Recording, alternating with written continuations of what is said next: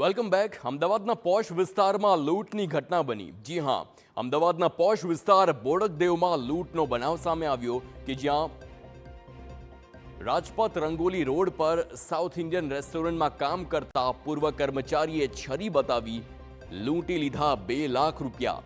વિસ્તારપૂર્વક જણાવીએ તો 15 તારીખની રાત્રે આ બનાવ બન્યો હતો. રાતના 1:45 થી 2:30 વાગ્યાની વચ્ચે શખ્સને લૂંટને અંજામ આપ્યો હતો. આ શખ્સે ચહેરા પર કપડું ટાંકી રેસ્ટોરન્ટમાં ઘૂસ્યો અને પછી તેણે સ્ટાફના અન્ય વ્યક્તિને ચપ્પુ બતાવી મારી નાખવાની ધમકી આપી અને કેશ કાઉન્ટરની ચાવી લઈ રૂપિયાની ઉઠાંતરી કરી. આ મામલે પોલીસને જાણ થતાં જ આરોપીની શોધખોળ હાથ ધરી. પોલીસના જણાવ્યા મુજબ આરોપી પૂર્વ કર્મચારી હોવાથી કોમ્પ્લેક્સમાં અને રોકડ ક્યાં પડી હોય છે તેનાથી વાકેફ હતો, જેથી તેણે સરળતાથી મોકો જોઈ લૂંટ ચલાવી. આરોપી મૂળ ઉત્તર પ્રદેશનો રહેવાસી હોવાનું પણ સામે આવ્યું. અગાઉ તે નારોલમાં પણ ચોરી કરી ચૂક્યો છે.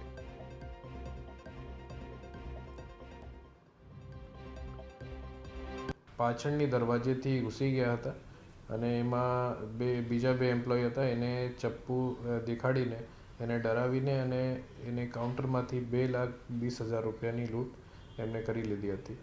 એ જો આરોપી છે એનું આઈડેન્ટિફિકેશન અગાઉ એક્સ એમ્પ્લોય તરીકેની થઈ છે. એનું નામ મનોજ કુમાર હરિલાલ છે. એ મૂળ ઉત્તર પ્રદેશ ગોરખપુરના રહેવાસી છે અને એની ઉપર BNS 3094 લૂંટની કલમની FIR બોડકદેવ પોલીસ સ્ટેશનમાં નોંધાયેલી છે અને એને અટક કરવાની કામગીરી અત્યારે બોડકદેવ પોલીસે હાથ ધરી છે.